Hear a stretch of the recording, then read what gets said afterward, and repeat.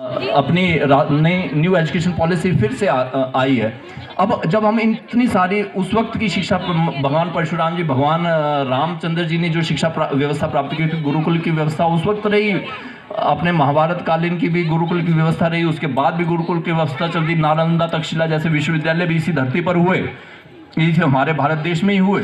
लेकिन आज जब हम इस व्यवस्था में पहुंच गए हैं कि आज़ादी के बाद, क्योंकि मैं पुरानी व्यवस्थाओं पे नहीं जाऊंगा, जो आज़ादी के बाद की जो हमारी शिक्षा नीतियां चलती रही, उन शिक्षा नीतियों पर जब हम एक विश्लेषण करते हैं, जो आज की शिक्षा नीति, आज 2020 में जब हम बैठे हुए हैं, तो आज की जब व्यवस्था करते हैं तो दो तीन चीज़ें मेरे ध्यान में आती हैं। एक कि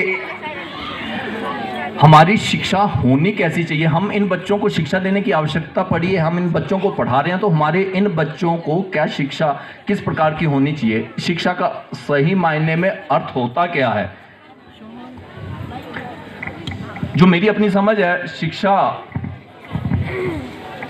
का अर्थ, क्योंकि शिक्षित तो देखो अपने शिक्षित तो लादेन जो था, लादेन भी शिक्षित था, इंजीनियर था।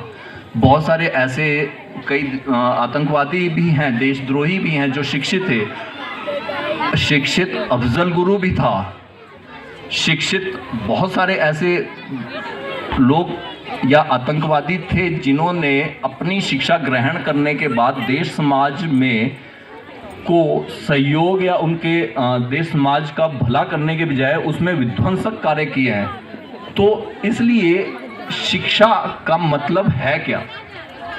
मेरे अपने मानने में मुझे ऐसा लगता है कि शिक्षा का जो सही मायने में अर्थ है, वो सही और गलत की पहचान जो कर सके, वो उस व्यक्ति को हम असल में शिक्षित व्यक्ति कह सकते हैं।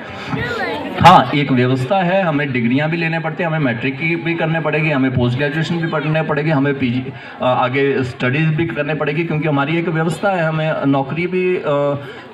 नौकरियां भी करनी है, उसके लिए शिक्षा डिग्रियों की आवश्यकता पड़ती है, उसके लिए हमारे को वो सारा सिस्टम रखना पड़ेगा। लेकिन अगर सही मायने में शिक्षा और शिक्षार्थी के जो शिक्षित व्यक्ति और अशिक्षित व्यक्ति का भेद जानना है, तो उसके लिए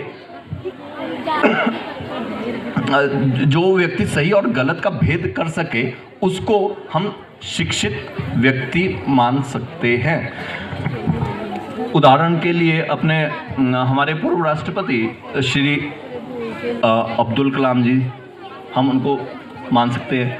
रतन टाटा जी, कल्पना चावला, सुनीता विलियम्स अभी वो स्पेस में ही हैं, जो अपनी शिक्षा का सही में इस्तेमाल कर सके, समाज के विकास के लिए इस्तेमाल कर सके,